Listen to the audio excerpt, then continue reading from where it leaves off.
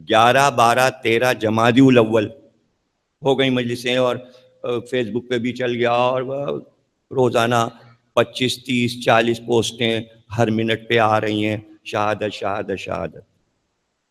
اس کے بعد امام کی ولادت آ گئی۔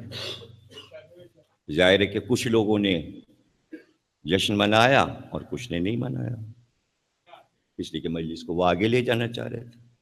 اس میں سے شباب المومنین نے یہ اعلان کر دیا کہ 2 دن ہم ماتمداری نہیں کریں گے، امام کا جشن ہے چوتھے امام کا، اور اس کے بعد پھر ماتمداری شروع ہو جائے گی، اور جمادی الثانی کی 3 تاریخ تک جاری رہے گی۔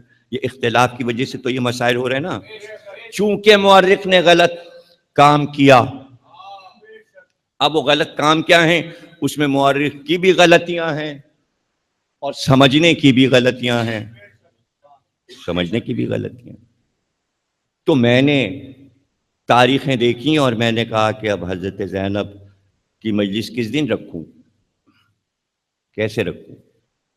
تو مجھے امام کے قول کا زیادہ یقین ہے بنسبت مورخ کے۔ اب وہ ظاہر ہے ہم سے سب اختلاف کریں گے علماء کرام، نہیں تاریخ میں جو لکھا ہے، لیکن ہم اس پہ بزید ہیں کہ نہیں جو امام نے فرمایا۔ تو مجھے سوان حیات میں شہزادی کے امام کا قول ملا۔ پوچھا گیا کہ حضرت زینب کی شہادت کس دن ہوئی؟ آپ نے کہا مدینے آمد کے بعد 3 مہینے پورے نہیں ہوئے تھے کہ شہادت ہو گئی۔ دیکھیے اس زمانے میں روایتیں اسی طرح بیان کی جاتی تھیں، امام اس طرح بیان کرتے تھے، اسی سے آپ کو عکس کرنا ہے۔ اب ربیع الاول کی 8 کو قافلہ آیا، ربیع الاول کا پورا مہینہ گزرا، 8 دن اس میں سے نکال دیجئے، پہلا مہینہ، پھر ربیع ثانی آیا دوسرا مہینہ، پھر جمادی الاول آیا تیسرا مہینہ، تو 3 مہینے آ کے یہ 27 28 تاریخ کو پڑھتے ہیں۔ میں نے کہا بھائی اسی دن حضرت زینب کی مجلس ہو، چونکہ امام نے فرمایا۔ اب وہ لکھی ہوئی تاریخ چاہیے یا معصوم کے بیان سے استنباط کریں گے آپ؟ دیکھیے اجتہاد کس چیز کا نام ہے؟ اجتہاد اسے کہتے ہیں کہ معصوم کی حدیث سامنے رکھ کے اس پہ بحث کرنا، اس میں سے کیا کیا نکل رہا ہے، اس کو آپ اجتہاد کہتے ہیں۔ اور جب تاریخ کی بات آتی ہے تو وہاں اجتہاد نہیں۔ ابھی کل میں نے اپنی کتاب کا وہ ورق ڈالا ہے جو شہزادی پہ میں نے کتاب لکھی، اس کا ورق میں نے عام کیا ہے، تمام یوٹیوب اور فیس بک اور سب پہ، واٹس ایپ پہ، سب پہ آپ دیکھ سکتے ہیں، کہیں نہ کہیں مل جائے گا۔ وہ بحث جو مورخین اور علماء کے لکھے ہوئے عادات کے مطابق اس سے عکس کیا گیا، اور آیت اللہ کاظم قزوینی نے عکس کر کے کہا کہ بھائی بات یہ ہوئی نا کہ ایک طرف علامہ مجلسی یہ لکھ رہے ہیں بہار الانوار میں کہ رسول اللہ کی وفات کے 75 روز کے بعد شہزادی کی وفات ہو گئی، اور پھر آگے لکھ رہے ہیں 3 جمادی الثانی بروز منگل۔ تو اب 28 لے لیں یا سفر میں لے لیں یا ربیع الاول میں رسول کی وفات، تب بھی 13 جمادی الاول کو 75 روز نہیں بنتے، تو 3 جمادی الثانی کو کیسے بنیں گے؟ جوڑ کے دیکھ لیجئے گا کاغذ پہ جا کے۔ یہ سب باتیں کوئی میرے بتانے سے کیا آپ آنکھ بند کر کے اور کان بند کر کے، ارے بھائی کاغذ اٹھائیے گا، جا کے لکھیے گا حساب کہ یہ 75 روز کیوں مشہور ہوا۔ مسئلہ ہوا کہ علامہ مجلسی کہہ رہے ہیں 75 روز، اور 3 جمادی الثانی کی تاریخ امام صادق کے حوالے سے لکھ رہے ہیں، معصوم کہہ رہا ہے کہ 3 جمادی الثانی کو شہزادی کی شہادت ہے، اور تاریخ یہ لکھ رہے ہیں، تو یہ کیسے ہوا گڑبڑ؟ تو استنباط ہوا کہ بھائی ہوا کیا؟ ہوا یہ کہ عربی جو لکھتے تھے اب سارے اس میں جو مسائل ہیں لکھنے لکھانے کے اور سمجھنے کے، اس کے علاوہ اس میں یہ بحثیں بھی آ جاتی ہیں، زبان کا مسئلہ، کتاب کا مسئلہ، کتابت کا مسئلہ، کاتب کا مسئلہ. بہت سے کاتبوں کی لکھی ہوئی تحریر ایسی ہوتی ہے کہ لکھا کچھ ہوتا ہے اس نے، ہم پڑھ کچھ اور رہے ہوتے ہیں، ہم کچھ پڑھ رہے ہوتے ہیں. یہ واقعات مشہور ہیں کہ لکھنے والے نے لکھا کھینچ کے، پڑھنے والے نے کچھ اور پڑھا، اس لیے کہ خط الگ الگ ہیں لکھنے کے. تو اب عربی میں لکھنے کے طریقے جو تھے وہ خط کوفی میں یہ تھے کہ نقطے لگاتے ہی نہیں تھے. وہ اب بھی نہیں لگتے، وہ اب بھی نہیں لگتے. کل میں نے ڈالا ہے حضرت علی کا وہ مرثیہ، عربی کے 3 یا 4 شعر یہ حسن نے ڈالے ہیں، فرمان صاحب کے صاحبزادے نے. وہی کتاب میں لیے بیٹھا ہوا تھا بہن کے پاس، اور بس وہ اسی وقت انہوں نے سفر کیا. ادھر حسن دوسرے کمرے میں تھے اور میں نے آواز دی، میں نے کہا یہ مرثیہ مل گیا ہے، یہ ڈال دو.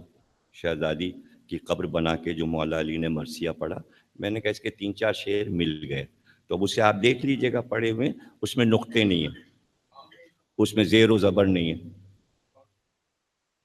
تو یہ خط کوفی میں تھا، زیر و زبر نہیں لگاتے تھے. ہم تو تجدیدیں لگاتے ہیں سمجھانے کے لیے بچوں کو کہ یہاں تجدید لگے گی.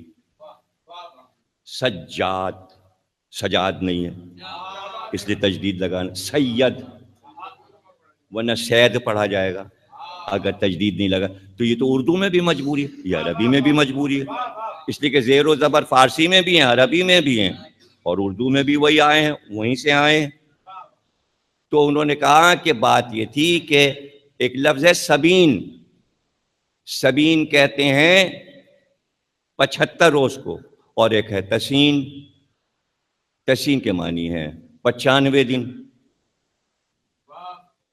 لکھا مورخ نے تسین تھا کہ رسول کے وفات کے 95 دن کے بعد 3 جمادی الثانی کو شہزادی کی شہادت ہے. تو وہ پڑھا 75 اور بن رہے نہیں 75. جو 75 پہ اٹک گئے وہ پہلے منا لیتے ہیں. اب ہم نے 75 اور 95 پہ فیصلہ نہیں کیا، ہم نے ایک ایک معصوم سے پوچھ کے تلاش کیا کہاں لکھا ہے قول معصوم کہ بھائی دادی کی بات ہے تو پوتوں نے کہا تو ہوگا ہر دور میں، تو کیا کہا ہوگا. معصومین کا کام یہ نہیں کہ میتھمیٹکس بتائیں، یہ مہینہ یہ دن، ان کے بتانے کا طریقہ اور ہے جو پہلے بتا چکا کہ حضرت زینب کی وفات واپسی مدینہ کے 3 مہینے کے اندر ہو گئی، اسی میں حساب لگا لیجئے. یہ آپ کا کام ہے کہ آپ کیسے کریں اور کیسے سمجھیں. اس لیے کہ امام نے 5ویں امام، 6ٹھے امام، 9ویں امام نے یہ فرمایا کہ ارے ذرا غور تو کرو، شہزادی کی وصیت یہ ہے کہ پردہ شب میں، یہ پردہ شب کسے کہتے ہیں ذرا مجھے سمجھائیے. کیا ہر رات پردہ شب ہے؟ بھائی ہر رات تو نہیں ہے. اگر 14ویں کا چاند نکلا ہے سامنے تو پورے میدان میں چاندنی اور روشنی ہوگی، یہ پردہ شب نہیں ہے. پردہ شب کا مطلب ہے اندھیرا ہو. 3 جمادی الثانی کو چاند 6 بجے ڈوب گیا، باریک تھا، روشنی نہیں تھی. اور اگر آپ 13 جمادی الاول کو کرتے ہیں، چاند پورا ہے، پردہ شب کا جملہ شہزادی کا ختم ہو گیا، تو آپ کر لیجئے مجلس، اس میں کوئی اعتراض ہمیں نہیں ہے، لیکن وہ پردہ شب نہیں ہے، پردہ شب نہیں ہے. ہو گئی بات. رات میں جنازہ اٹھائیے گا اور اندھیرا ہونا لازمی ہے، اس میں شرط اندھیرا ہے، ورنہ دن میں نہ اٹھ جاتا. انہوں نے تو جھگڑا اسی پہ آ کے کیا تھا کہ ہمیں شرکت کرنے نہیں دی جنازے میں، علی سے جھگڑا کیا تھا. تو آپ نے کہا وصیت تھی ان کی کہ رات کو جنازہ اٹھے، اور یہ وصیت تھی کہ غیر نہ آئے. تو عجیب شہزادی کے جملے قیامت تک معجزہ ہیں. علی سے کہا تھا میرے غیر نہ آئے، 1400 سال گزر گئے، ان مجلسوں میں غیر نہیں آتے۔ میں نے آدم سے لے کر خاتم تک، اور خاتم کے بعد اب 1400 سال گزر چکے، آج تک کسی کو میں نے یہ کہتے نہیں دیکھا کہ ہمارے جنازے پہ فلاں نہ آئے۔ ہر مرنے والا چاہتا ہے زیادہ سے زیادہ لوگ آئیں اور جنازے میں مجمع ہو۔ واحد کائنات کی یہ عظیم خاتون عجیب وصیت کر رہی ہے، یا علی میرے جنازے پہ نہ آئے۔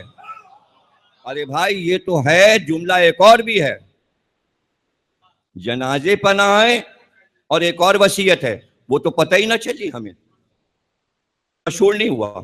پتہ کب چلا؟ پتہ یہ چلا کہ سیدہ کا جو حجرہ ہے وہی حجرہ رسول ہے۔ اب یہ سب سمجھانے کے لیے مجھے وقت چاہیے ہوگا، اور میں چاہتا ہوں کہ یہ سب باتیں آپ کو معلوم ہو۔ شیعہ سنی سب جو کچھ لکھتے ہیں میں اسی کا نچوڑ پیش کرتا ہوں، صرف شیعہ کا نہیں۔ ساری بیویوں کو حجرہ دے کر ایک حجرہ رسول نے اپنے لیے الگ رکھا تھا جس میں کوئی بیوی نہ آئے، سمجھے نا؟ وہ حجرہ جناب سیدہ کے حجرے سے ملا ہوا تھا، اس لیے کہ جناب سیدہ کا جو حجرہ ہے وہ ام سلمہ کا حصہ تھا، ام سلمہ نے دے دیا۔ شادی کے موقع پر جب بیاہ کر علی جناب سیدہ کو اس حجرے سے لائے جو خاص حجرہ رسول کا تھا جہاں بیٹی رہتی تھی، تو وہاں سے یہاں آ گئیں۔ ام سلمہ نے کہا یہ میرا حجرہ۔ آپ کہیں گے ثبوت تاریخ میں تو لکھا ہے، وہ کہاں ڈھونڈتے پھریں گے آپ؟ میں سامنے کی دے دوں؟ جب حدیث قصہ کا واقعہ وہ چادر کس نے اٹھائی؟ ارے وہاں ام سلمہ کیسے آ گئی؟ اس لیے کہ سیدہ کہہ رہی ہیں میرے گھر میں بابا آئے اور اکثر آتے تھے اور آرام کرتے تھے۔ حدیث قصہ شروع یہاں سے ہوتی ہے، اکثر ایام میں آیا کرتے تھے میرے گھر۔ تو اس گھر میں ام سلمہ کہاں سے آ گئیں کہ چادر کا کونا اٹھا کے کہیں میں بھی آ جاؤں؟ پتہ چلا ام سلمہ وہیں رہتی ہیں اور ایک حجرہ خاص ہے۔ اب اس کے بعد سارے حجروں کی کھڑکیاں ایک دوسرے کے یہاں جانے کے لیے بیویاں یہ تھوڑی کریں گی کہ باہر سے نکل کے آئیں تو پھر فلاں کے یہاں جائیں، اندر اندر رسول اللہ نے کھڑکیاں بنا دی تھی۔ یہ کام ہوتا رہا، مدینے میں بھی ہوا، ہندوستان میں مسلمانوں نے پورے محلے تھے لوگوں کے، تو اندر کھڑکیاں بنائی تھی کہ مجلس میں خواتین کو جانے میں سڑک پہ نہیں جانا پڑتا تھا، ایک کھڑکی سے وہ کافی دور تک نکل جاتی تھی، اندر ایک گھر سے دوسرے گھر، تیسرے گھر مجلس میں چلی گئی۔ اگر کبھی آپ جائیں ہندوستان تو آپ کو یہ مل جائے گا، ریسرچ کرنے والا اگر کوئی جائے تو میں پتے میں بتائے دیتا ہوں کہ کہاں کس گھر میں کون سی کھڑکی بنی ہے۔ اسی طرح چھتیں بھی ملائی ہوئی تھیں اور اوپر کی چھتوں سے کھڑکیاں تھیں، چھت جاتی تھی خواتین اور زینے سے اتر کے وہاں مجلس میں چلی جاتی تھی۔ اور اگر آپ کو پڑھنا ہے تو القلم میں میرا ایک خط چھپا ہے، آج سے 50 برس پرانا خط، میرا ہی اپنا جو دستیاب ہوا تو وہ چھاپا ہے۔ اس میں نے بتایا کہ فلاں جناب تو ان کے جنازے میں خواتین کس طرح گئیں، اس لیے کہ پوری گلی میں تو مرد بھرے تھے، خواتین کدھر سے جاتی؟ مقرر کیا گیا تھا کہ فلاں گھر میں جائیے اور چھت ہوتی ہوئی جناب کے گھر میں اتر جائیے، ہے نا؟ تو وہ کھڑکیاں کھلتی تھیں، تو بی بی کا جنازہ تیار ہو رہا تھا، اسما کہتی ہیں کہ ایک بار کھڑکی کھلی اور کسی نے منہ ڈالا۔ اب یہ بخاری مسلم یہاں تمام آپ کو یہ حدیث مل جائے گی۔ کسی نے منہ ڈالا کہ ہم آنا چاہتے ہیں دختر رسول کے جنازے پہ۔ اسما نے کہا وصیت یہ ہے کہ نہ مرد نہ عورت جو میری دشمنی میں ہے وہ نہ آئے۔ اور انہوں نے کھڑکی بند کر کے کنڈی لگا لی کہ ہم شہزادی کی وصیت کے خلاف نہیں کر سکتے۔ پتہ چلا مرد تو مرد، عورتوں کو اجازت نہیں تھی جنازے پہ آنے کی۔ ان کا بھائی ہم نے تو پوری زندگی گزر گئی، تو اب غلطیاں تو ہو گئیں، اب پھر دلیل دینی پڑے گی کہ غلطیاں مانی، اور بی بی کے پاس آئے بھی اور علی کو بیچ میں کہا کہ آپ پیغام پہنچائیے، ہمیں معاف کر دیں۔ یہ بھی بھیا سارے محدثین نے لکھا، نہ شیعہ نہ سنی، سب متفق، یہ جملہ تو سب نے لکھا۔ ہاں وہ سب سے ناراض تھیں، روایت ام المومنین سے لکھی بخاری مسلم نے کہ شہزادی ناراض تھیں۔ اب کیا کرے بھائی، صرف شیعوں نے تو نہیں لکھا، ناراض تھیں۔ اب آپ اس کو اہمیت نہیں دے رہے ان کی ناراضگی کو، یہ دوسری بات ہے، لکھ دیا آپ نے۔ ہمارے ہاں ان کی ناراضگی کی اہمیت اس لیے کہ رسول کہہ چکے جس نے میری بیٹی کو ناراض کیا اس نے مجھے ناراض کیا۔ ہمارے ہاں تو اہمیت، ہم اس اہمیت کو سمجھتے ہیں، توجہ ہے نا۔ تو اب انہوں نے کہا بھائی معاف کر دیجئے، تو روایت یوں لکھی گئی کہ حالانکہ حجرے میں تھیں، گھر میں تھیں، دروازے کے سامنے علی نے پردہ ڈال دیا اور کہا کہ پردے کے پیچھے آ جاؤ اور اپنی بات خود کہو، میں نے تمہیں یہاں تک پہنچا دیا، اب بات تم خود کہو۔ رخ موڑ لیا اور اس کے بعد کہا، یہ حدیث تم نے سنی ہے یہاں ممبر سے، بابا نے میرے بارے میں کہا جس نے فاطمہ کو ناراض کیا اس نے مجھے ناراض کیا۔ کہاں سنی ہے دختر رسول حدیث سنی ہے؟ کہا تو سن لو، جب سنی ہے اور اقرار کر لیا میں تم سے ناراض ہوں اور رہوں گی۔